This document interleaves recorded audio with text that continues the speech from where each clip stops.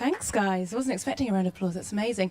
Thanks all for coming down tonight. It's a beautiful summer's evening, kind of. It's obviously a Friday, so it's great to have you all here. I know most of you are fans, so the guy needs no introduction, but he is, of course, a multi-award-winning DJ, a pioneer of the hip-hop and the hip-hop DJ genre, a man who was one of the first hip-hop or rap artists to be inducted into the Rock and Roll Walk of Fame. Please give him a warm round of applause. It's Grandmaster Flash.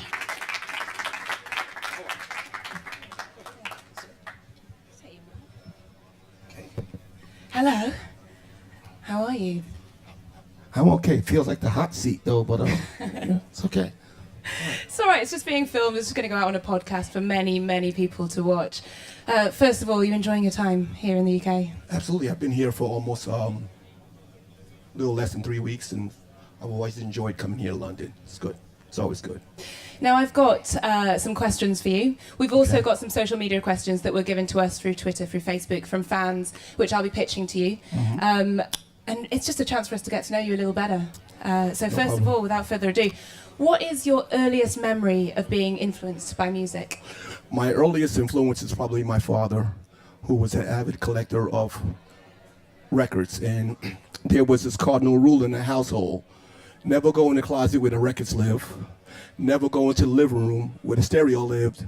And if you did, you would feel the wrath of Joe Sr. And without making the story too long or drawn out, I used to constantly get my behind kicked over and over and over and over and over again. But I was extremely intrigued of what was in his closet. So I used to watch my dad when he came home from work, and he would put his tools down, and he would go to this closet, and he would pull out these black pieces of plastic, and it had like tunnels in them. And he would take this black piece of wax and go over to this brown wooden cabinet that had a light on the bottom when you switched it on, and it was called a stereo.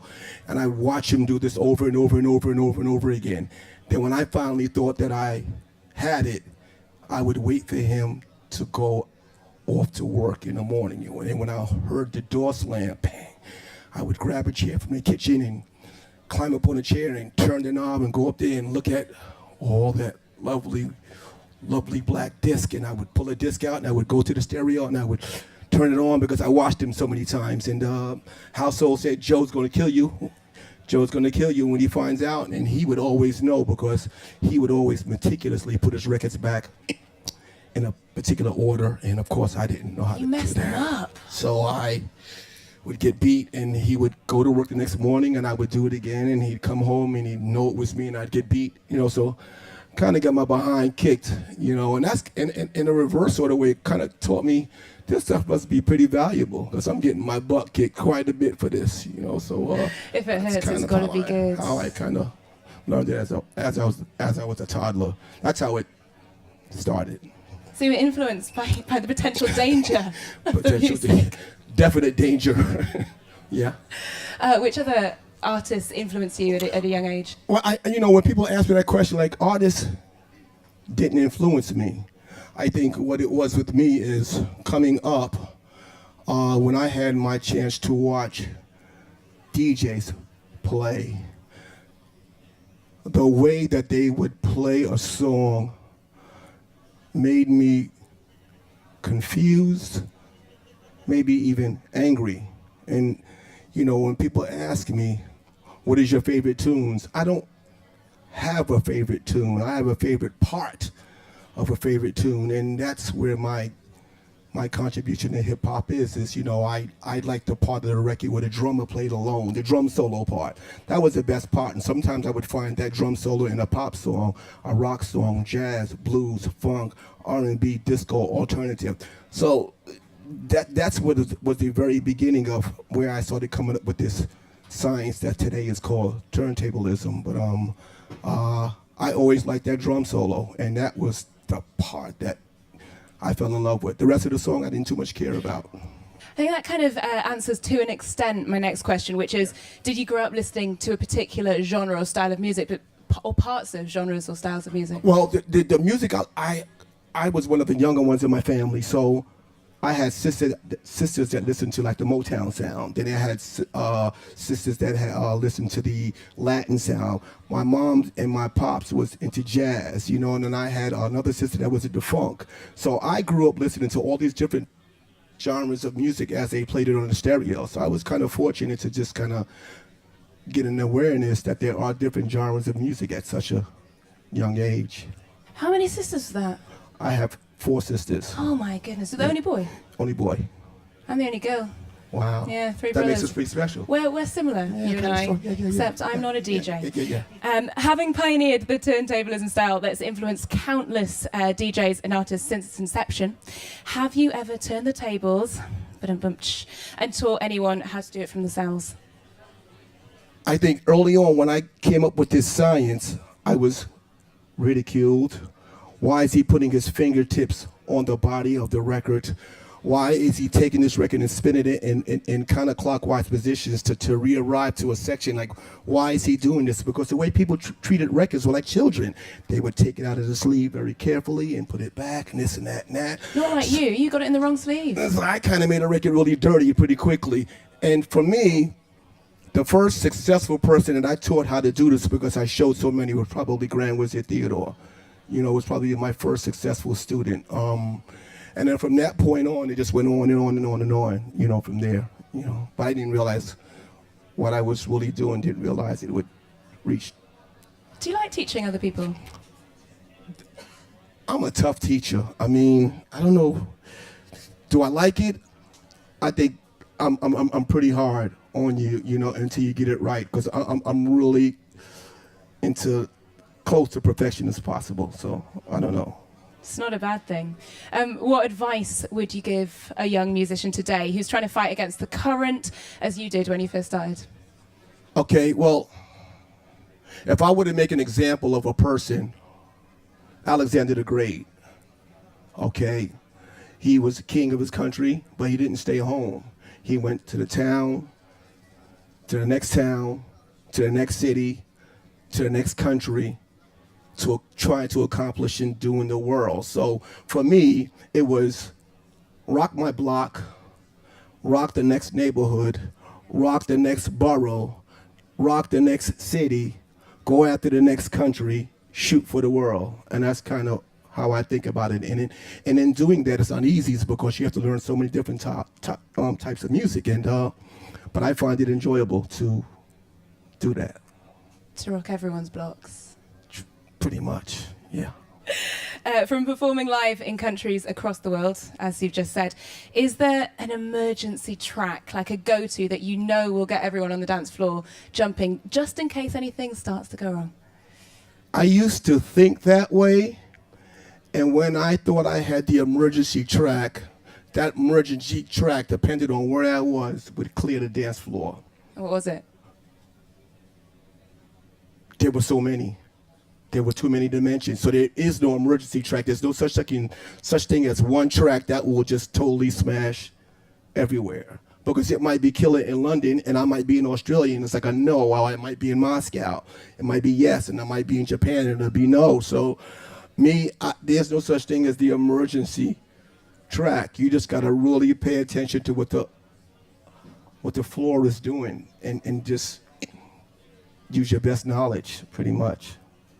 You've got to use different tracks to rock different blocks. There it is. There we go. Yeah. Let's talk about your new release, the Grandmaster Flash Collection, out on Monday. What did you want from this album, and what's it given to you in creating it? I have to say I've been asked to do this quite a few times from various record labels, and the representatives that came to me didn't sound like they would be able to pull off my wish list. Let's just call it a wish list. So when I said to some of my staff members, I said, listen, I want to do a compilation of sorts. So Haley went out and she looked for somebody by the name of Simon. So in a couple of days, Simon sat me down at lunch and he had this burning desire in his eyes. And I said to him, what I want are not necessarily songs that are chart toppers, but floor smashers. And he looked me dead in my eye and said, let's go. I said, are you absolutely sure? I'm getting ready to give you some suggestions that might be difficult to find. Songs that didn't really sell millions and millions of records, but are great grooves. And he said, let's go.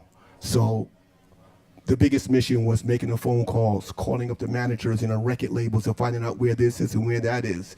I think Simon and I must have went through countless of calls. I don't think we got sleep through the months looking for these particular songs to put on this. And I'd have to say this particular project is my wish list. It is my wish list, and Simon and Sony played a major part in that. I like the sound of Simon. Why do I say Simon? I like him. He sounds like a great guy. He's very serious at what he wants to get done. And that there is probably when I was talking to him eye to eye, it's like I just read his seriousness. And then from there I said, let's do this.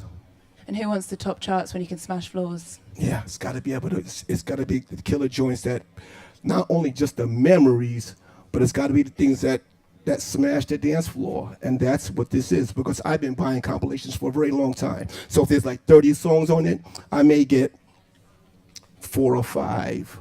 But on this compilation here, and because I travel the world, I think the majority of these songs are killer dilla. That's how I see it.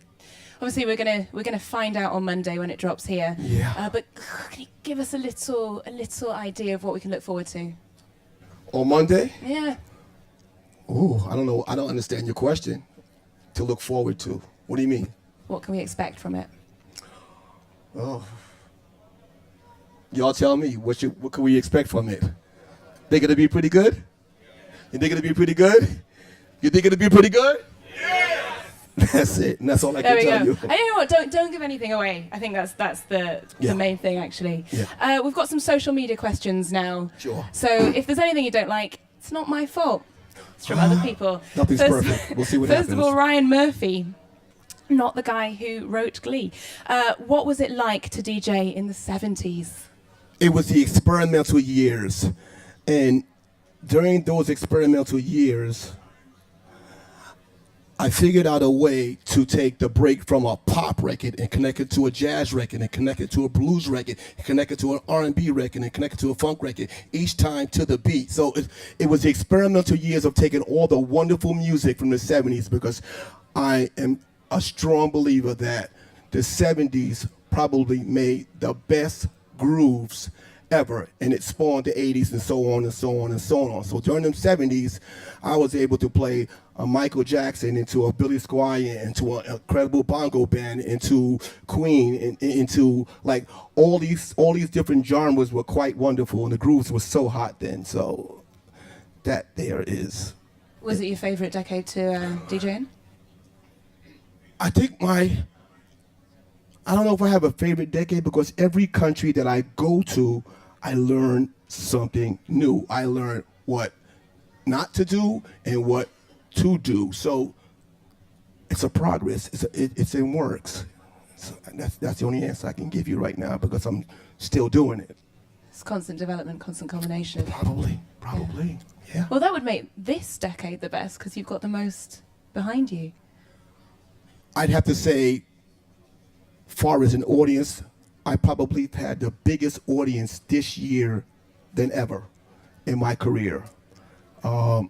I get lots of love from around the planet now. It's really wonderful to be recognized as a DJ who has contributed to this culture we call hip hop. That's actually, I've got a question quite touching on that. Do you think that hip hop, the music, has become bigger than the culture, since you're talking about hip hop culture? And that was from J Homer T. Do I think? I don't understand the question, because the music is part of the culture. So how do I answer that? Or has the culture surpassed the music? The culture and the music are parallel. They're a part of each other. It's like hip hop is the umbrella, and under the umbrella hip hop, there's the DJ, the MC, the breakdancer, and the rapper. So I don't think one is bigger than the other. They all intertwine with each other. I was hoping you'd say intertwined. Inexorably intertwined. Shani Alexander Steele says, what moment in your career do you feel was the most important towards your success as an artist? I would have to say when I figured out a way by putting my fingertips on the record and having absolute control of the vinyl, being able to flawlessly go from one beat to another on time to the beat was probably my most shining moment. Because from there, I was able to build on and do other things musically and other things and other things and other things, and it's got me here. And you remember it as a moment that happens. Yeah, it was very, very, very, very amazing moment for me.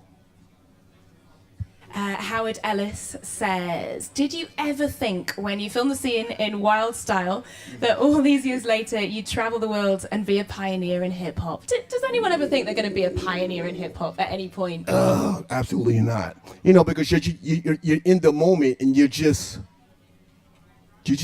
doing it. So there was no forethought. It was just this, I'm in the present moment at this time, and I think that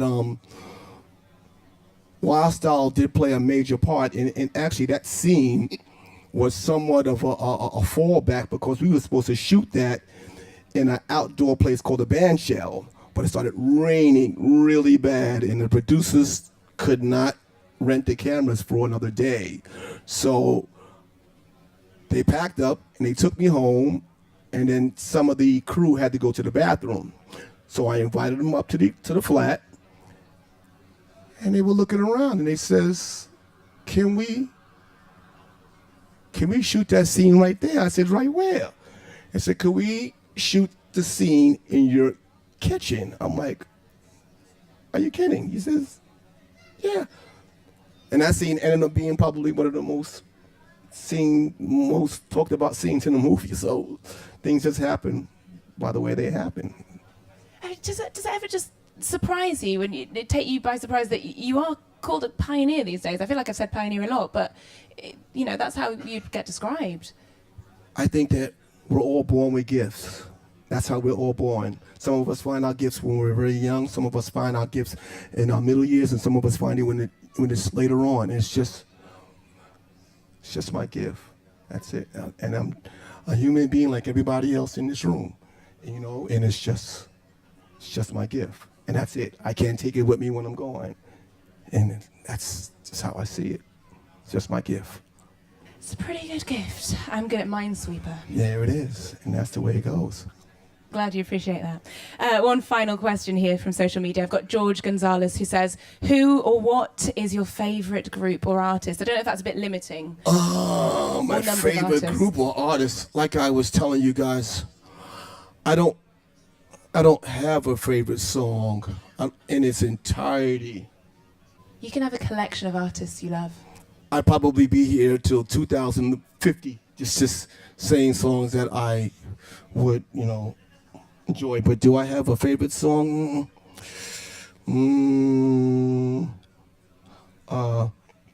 I do like to listen to like opera, chamber music.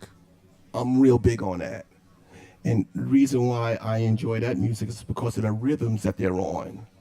So when I'm getting busy on the turntable, some of them rhythms I do use. So I listen to like Tchaikovsky, I listen to Stravinsky, you know, I listen to artists like that, you know, those kind of songs I listen to.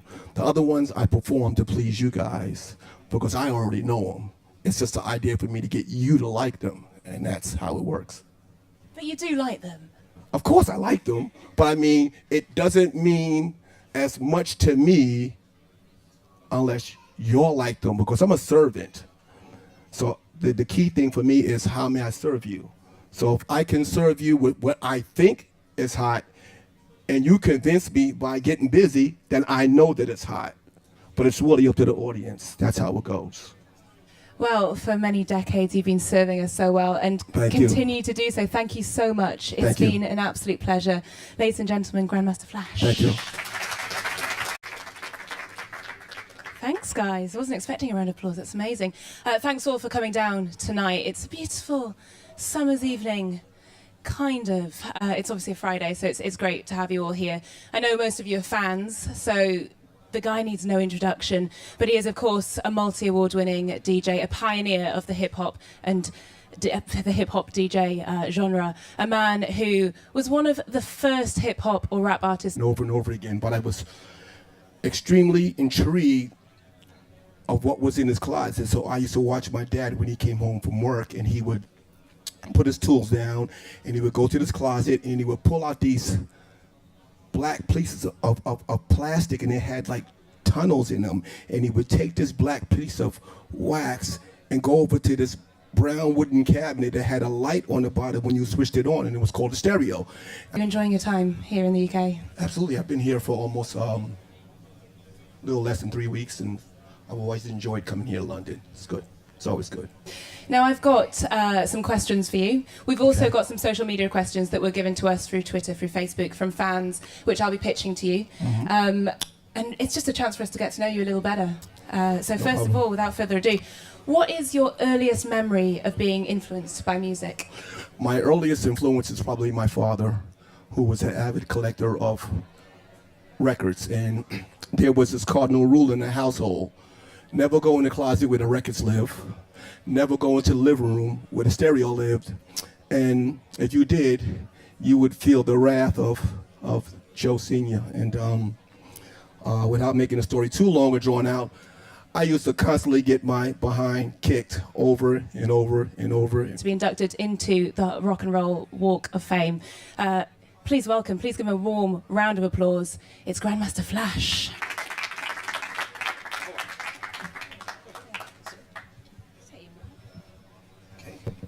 Hello. How are you? I'm okay. It feels like the hot seat though, but yeah, it's okay. It's all right. It's just being filmed. It's just going to go out on a podcast for many, many people to watch. First of all,